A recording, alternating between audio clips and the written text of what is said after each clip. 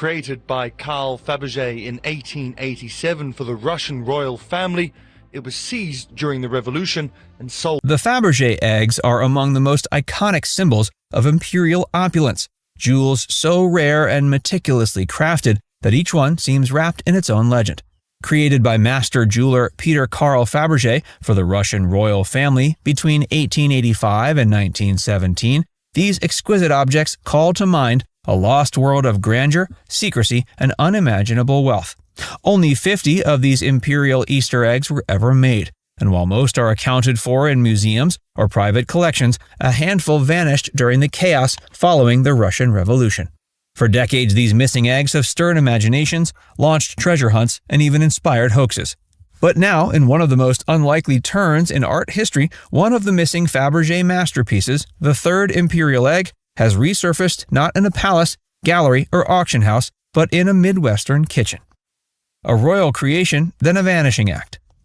A gentleman had it, the most unassuming, modest person you could imagine, and he walked up to my desk, which is in this room, and presented me with a sheaf of photographs in which there were pictures of this, one of the greatest pieces of gold work ever to be created. The third imperial Fabergé egg was originally presented by Tsar Alexander III to his wife, Tsarina Maria Feodorovna, in 1887. Crafted in secrecy, as was customary with all Fabergé creations, the egg was part of a series of ornate Easter gifts designed not merely as luxury items, but as intimate royal keepsakes. This particular egg stood just over 3 inches tall and was perched on an elaborate gold stand with lion paw feet. 3 sapphire cabochons suspended golden garlands around the delicate structure, and a diamond served as its intricate opening mechanism. Hidden inside was a Vacheron Constantin watch, gold, hinged, and adorned with diamond hands. Each element was a marvel of craftsmanship, a token of affection wrapped in exquisite artistry. Following the 1917 Russian Revolution, the opulence of the Romanovs was stripped away. The Bolsheviks began liquidating the imperial treasury to generate foreign currency for the struggling Soviet state. By 1922, the third imperial egg had disappeared from public view. It was listed for sale, but never reliably tracked afterward, eventually becoming one of 8 missing imperial eggs whose whereabouts were unknown. For decades, Fabergé enthusiasts, historians, and collectors speculated on its fate. It wasn't until 2011 that researchers at Fabergé connected the dots, recognizing the egg in a 1964 auction catalog and publishing articles to reignite the search. The Daily Telegraph's report described a frantic hunt for the priceless relic, breathing new life into a mystery that had confounded art experts for generations. But even then, no one could have guessed where it would ultimately turn up. The egg, once a jewel of Russian aristocracy, had traveled farther and in more bizarre fashion than anyone imagined. From the grandeur of Russian palaces to the dusty corners of small-town America, the egg's journey spanned empires and ideologies. Its survival, even in obscurity, is a story in itself. From junk drawer to jewel box. To find one of them is the luck of not just one lifetime, but 1,000 lifetimes, and he had found one. These are the things we hunt all day, every day, and to be presented with one was the most sort of spine-tinglingly exciting moment. The man who stumbled upon the egg had no idea of its staggering value. Hailing from the American Midwest, he made his living scavenging estate sales and rummage markets for objects he could flip for quick cash. At a local sale, he purchased a small golden trinket for $14,000, an expensive gamble, but one he hoped would pay off once the item was melted down. He assumed it was solid gold, banking on its weight to yield enough in raw metal to net a modest profit. His aim was to make around $500. However, when he approached scrap metal buyers, none were willing to offer him that much. His hopes for a return dwindled, and the egg sat idle in his kitchen, relegated to a corner as a failed investment. Then one night, likely out of desperation or sheer boredom, he Googled the engraved name Vacheron Constantin he had spotted on the tiny watch hidden inside. That simple search triggered a revelation.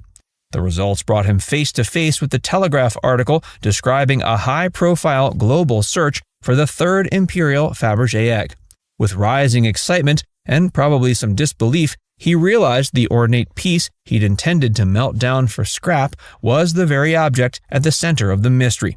He reached out to Fabergé expert Kieran McCarthy, sending photos of the piece and requesting a meeting. Skeptical but intrigued, McCarthy agreed to take a look. When the man arrived in London, clad in jeans and a flannel shirt, McCarthy was immediately struck by his anxiety. Quote, "His mouth was just dry with fear," McCarthy recalled. The photos he brought left no doubt. Quote, "There was the egg, the holy grail of art and antiques," McCarthy said. Though he hadn't yet handled it, the Fabergé expert could feel the significance radiating from the images. McCarthy soon flew to the man's home in the U.S. to verify the egg's authenticity in person. There, the discovery was confirmed. The long-lost 1887 Easter egg had been hiding in plain sight, nearly relegated to a crucible. A second life for a lost masterpiece. With the egg authenticated, arrangements were made for it to be displayed briefly at a Wartski Jewelers in London. This public viewing marked only the second time the egg had ever been exhibited, the first being in 1902 at a show of the Russian royal family's collection in St. Petersburg.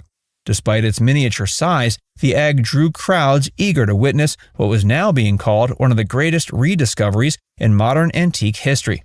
Though the finder initially remained anonymous, news of his astonishing windfall spread quickly.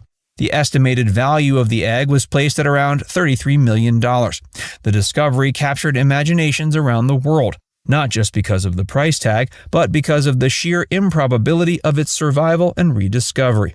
That a forgotten imperial heirloom could sit unnoticed for decades in the most ordinary of environments made the tale feel more like a fairy tale than a factual event.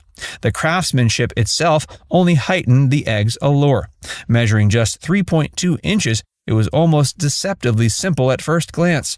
Yet every detail, from the placement of the sapphires to the concealed Vacheron Constantin timepiece, embodied the excellence that had made Fabergé's name legendary. McCarthy described how the Russian aristocracy was so accustomed to opulence that only the most inventive artistry could impress them. The egg, with its hidden surprise, embodied that expectation. And that's perhaps why this rediscovery mattered so much.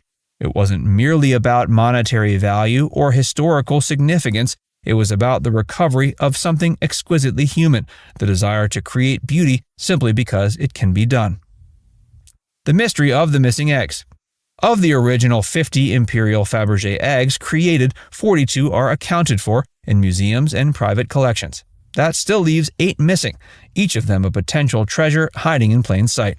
Some, like the third Imperial egg, are believed to have been sold off during the post-revolution years, often at absurdly low prices. Others are feared destroyed, casualties of time, war, or neglect. 2 other eggs are still suspected to exist, based on vague mentions in auction catalogs or estate documents. The other 5 are likely lost forever, with no records surviving after the Russian Revolution. But each time one resurfaces, as the third egg did, it breathes new hope into the possibility that more might still be out there. Not all leads pan out. In 2022, a suspected Fabergé egg was found aboard a seized superyacht belonging to Russian oligarch Eduard Kudenitov. The object was examined, only to be declared a forgery. Still, even a false alarm sends a ripple of excitement through the community of Fabergé collectors and historians. The idea that a missing egg could be hiding in someone's home or storage unit is enough to keep the search alive. Now it's time to hear from you. Do you think we'll ever find the missing eggs? Let us know in the comments section below.